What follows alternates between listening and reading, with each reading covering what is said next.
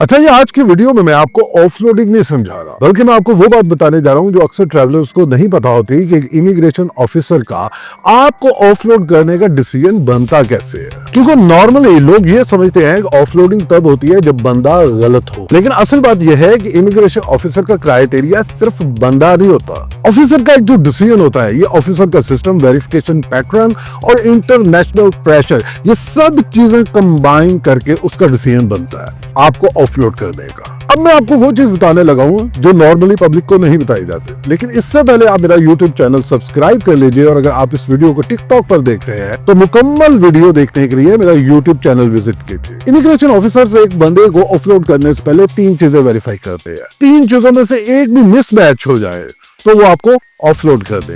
पहली चीज है ऑफिसर का स्क्रीन। और यहाँ पे मैं एक और बात बता दूं कि एक आदमी मुझे कह रहा था कि आप वकील हैं तो आप यूनिफॉर्म पहना करें, और मेरे भाई यूनिफॉर्म जो होता है वो हमारा कचहरियों में और कोर्ट्स के अंदर बहुत जरूरी होता है। इस चैनल पर मैं जस्ट आपकी अमानत आपके हवाले करता हूँ। अमानत यानी जो कानूनी मशवरा और लीगल इंफॉर्मेशन है वो आसान तरीके से आपको फ्राहम करता हूँ। इस चैनल पर मैं आप में से एक हूँ, आपसे डिफरेंट नहीं हो। पहली चीज है ऑफिसर का स्क्रीन। ट्रैवल इंडस्ट्री को इस बात का नहीं पता, लेकिन जब भी एक बंदा इमिग्रेशन पर एंटर होता है तो उसका एक स्नैपशॉट फौरन उस ऑफिसर को मिल जाता है, जिसमें उसकी past travel history, suspicious notes यानी मशकूक हरकत, वीजा की टाइप और ओरिजिन एरिया का मुकम्मल डाटा उस ऑफिसर के पास पहुंच जाता है। यानी कि एक ऑफिसर आपसे बात करने से पहले आपका तमाम रिस्क स्कोर देख चुका हुआ होता है। इस रिस्क स्कोर का आपकी बातों से कोई लेना देना नहीं होता, ये प्योर सिस्टम बेस्ड होता है। फिर दूसरी चीज जो है, ऑफिसर आपकी कंसिस्टेंसी को चेक करता है। आपका ट्रैवल पर्पस, आपकी लगेज, आपका बुकिंग, आपका रिटर्न प्लान,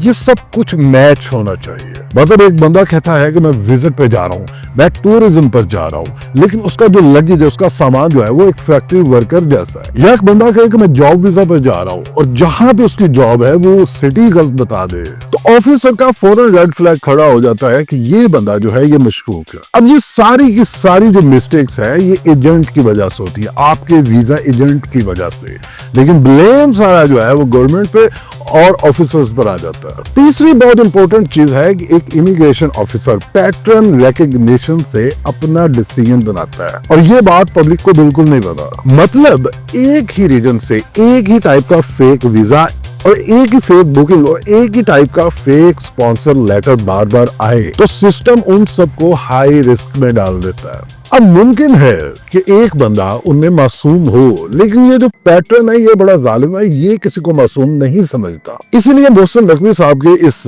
अनाउंस्ड क्रैकडाउन ने ऑफिसर्स की जिंदगी को मजीद स्ट्रिक्ट कर दिया। अब उनको हर सस्पिशियस डॉक्यूमेंट पर डबल वेरिफिकेशन करना पड़ती है। अब देखिए कि आवाम के नजदीक ऑफलोडिंग जो है बेइज्जती है, लेकिन जो इमिग्रेशन ऑफिसर्स हैं इनके नजदीक ऑफलोडिंग इंटरनेशनल कंप्लायंस है। अब मतलब अगर पाकिस्तान से इलीगल माइग्रेशन ज्यादा हो जाए तो फिर इंटरनेशनल उन कंट्रीज से प्रेशर आता है कि स्क्रीनिंग को मजीद टाइट करें, और जब स्क्रीनिंग टाइट होती है तो फिर मसला बंदे का नहीं, सिस्टम प्रोसेस होता है। इसलिए 2025 में जो ऑफलोडिंग है इसकी रीजन एक चीज नहीं बल्कि पूरा कॉम्बिनेशन है। System based risk scoring, documents की consistency, pattern matching, verification delay, international compliance, crackdown on visa agents, fake visa agents, या तो चीजें मिलकर एक ऑफलोडिंग का डिसीजन बनाती है। अब इस चीज को समझना बहुत आसान है। अगर करप्शन नहीं है, अगर 2 नंबरी नहीं है, अगर ब्लैकमेलिंग नहीं है, अगर दिहाड़ीबाजी नहीं है, तो फिर आपका ऑफिसर नहीं रोक सकता, आपको सिस्टम नहीं अलाउ करना है, सिस्टम नहीं आपको ऑफलोड करता है। यानी एयरपोर्ट पर जो डिसीजन है वो इंसान का नहीं, डाटा का है। अपना ख्याल कीजिए और मेरे चैनल को